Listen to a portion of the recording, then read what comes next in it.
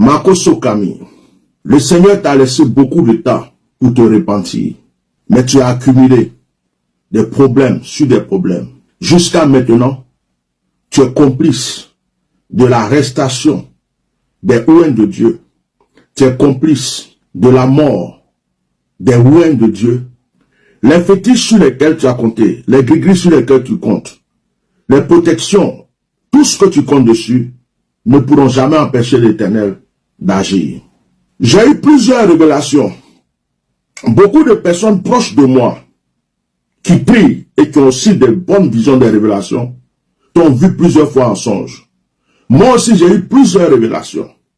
Des hommes de Dieu aussi ont eu plusieurs révélations. Et je me rappelle que quand le prophète Élie Pada a disparu et que les enfants du prophète Élie Pada ont parlé, tu es la première personne qui est sortie. Tu étais paniqué et tu as commencé à crier sur la toile pour dire pourquoi ils sont venus dire que leur papa a disparu. Pourquoi ils sont venus dire que leur papa a disparu et qu'il fallait qu'ils aillent se renseigner pour ceci, cela. Tu étais troublé, tu étais paniqué, tu étais en colère et tu es venu crier sur la toile. Tu n'es pas venu dire, ah, je viens d'apprendre qu'un homme de Dieu a disparu. Vraiment, il faut qu'on fasse ceci ou cela. Parce que, Makoso Kami, aujourd'hui, tu es celui qui fait le sale boulot pour certaines personnes dans le corps de Christ. Je suis le seul qui peut te dire ça publiquement. Tu es celui qui fait le sale boulot. C'est toi qui donnes les stratégies. C'est toi qui dis, pour attraper tel homme de Dieu, on fait ceci, on fait cela. C'est toi qui dis, lui là, allez je le prendre de telle manière, telle manière. Lui là, on n'a qu'à le prendre, on va l'éliminer de cette manière. Lui là, Makoso, Dieu m'a convaincu, m'a révélé. Et il y a plusieurs songes de plusieurs personnes, plusieurs révélations de plusieurs personnes dans lesquelles tu étais. Des gens qui ne sont même pas ivoiriens. À la mort de ta femme, quand je suis venu parler, tout le monde m'a pris pour quelqu'un qui bavarde pour rien. Or, toi et tout ton entourage, même tes enfants savent que c'est toi qui as tué ta femme. Dieu t'a laissé la chance de te repentir. Et tu as cru que tu es fort. Maintenant, c'est sur les ouins de Dieu que tu es arrivé. C'est toi qui montres quelle église on doit casser. C'est toi qui montres quel pasteur on doit attraper. C'est toi qui montres qui on doit tuer. Tu as assisté à la mort des ouins de Dieu. Makoso, Dieu me dit de te dire que les choses qui te coûtent le plus cher, il va commencer à te les arracher. Les choses qui te coûtent le plus cher, il va commencer à te les arracher. Je recevais mes révélations. Je me disais, c'est peut-être parce que cet homme-là, je me suis souvent pris la tête avec lui, où j'ai parlé de lui, c'est pourquoi il vient dans mes rêves, il vient dans mes révélations, il vient dans ma prière, donc je ne m'en occupais pas. Mais quand une personne qui est ailleurs rêve et que la personne te voit dans le songe et que la personne confirme ce que j'ai reçu, quand une autre personne, tu ne connais pas cette personne, a cette révélation et que la personne me le reconfirme, et quand une autre personne, un serviteur, un ouin dans un autre pays, reçoit la même révélation et que la personne me reconfirme, en ce moment je ne peux plus douter de mes songes. Il y a des pères de la nation qui savent, il y a des pasteurs dans ce pays qui savent ce que vous faites. Mais ils ne peuvent pas parler, ils ont peur de vous parler pour deux causes. La première cause, c'est qu'ils ont peur d'avoir des problèmes. Aller en prison, on casse l'église, on fait quoi, on leur crée des problèmes. Ça c'est la première cause. Et d'autres, parce que tu as leur dossier. Ils ont des antécédents, tu as leur dossier. Tu sais que tel jour il a fait telle erreur, tu sais où il est passé pour faire ça, tu sais que tu es au courant de leur vie. Et tu peux exposer leur vie. Donc, il y a deux groupes de personnes en Côte d'Ivoire qui peuvent parler mais qui n'osent pas parler. Dans l'affaire d'Élie Pada là, Makoso Kami, tu ne peux jamais lever le doigt devant Dieu, jurer sur une Bible. Tu ne peux jamais jurer sur la vie de tes enfants que tu n'es pas derrière ça. Tu ne pourras jamais jurer sur la vie de ta fille. Ta première fille qui est ta joie. Tu ne pourras jamais lever le doigt en public, jurer sur sa vie. Que toi, Makoso, tu n'es pas derrière tout ce qui arrive au prophète Élie Pada aujourd'hui.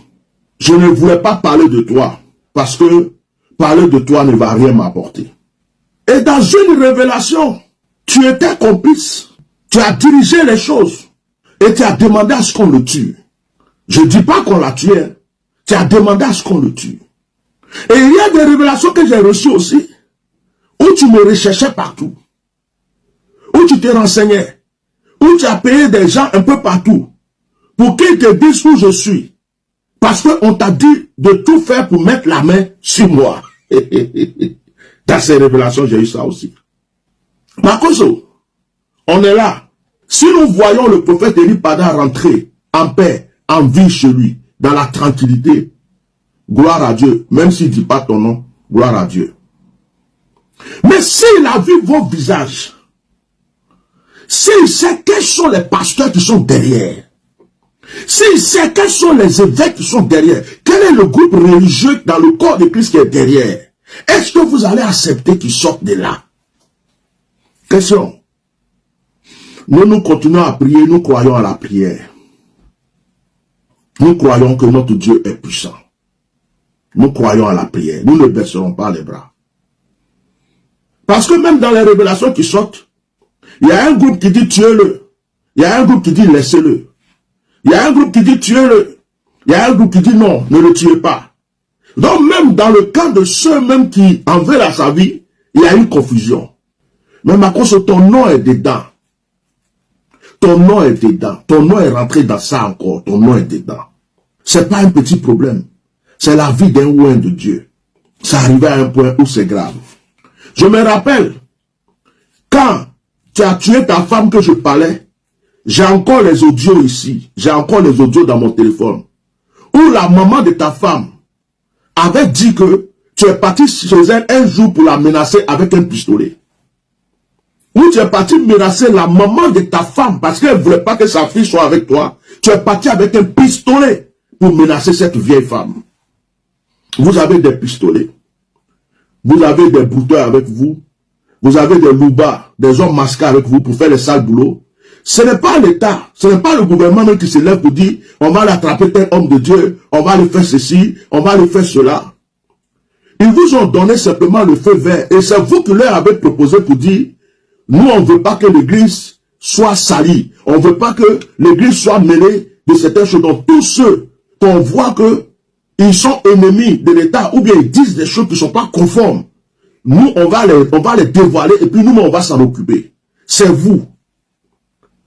C'est vous qui avez menacé le prophète Eli Pada. Ce n'est pas les gens de la DSP. Hein. C'est vous qui avez menacé Eli Pada avec des encagoulés. Parce qu'il travaille avec vous. C'est vous, des pasteurs, des religieux, la mafia chrétienne, la mafia des pasteurs qui ne comptent pas sur le Saint-Esprit, qui comptent sur leur fétiche, leur gris-gris. C'est vous. Sinon, Makoso, toi, tu n'es pas pasteur. Et dans ce pays-là, tu fais plus de dégâts qu'un brigand. Tu fais plus de dégâts qu'un vendeur de drogue. Tu fais plus de dégâts qu'un pédophile. Tu fais plus de dégâts qu'un brouteur. Pourquoi jamais tu as été confronté à la justice? Dans ce pays, de l'autorité jusqu'en haut, tout le monde sait que tu n'es pas pasteur, que tu es un gangster. Tout le monde. Tous les pasteurs de la Côte d'Ivoire savent que tu es un brigand, que tu n'es pas un pasteur.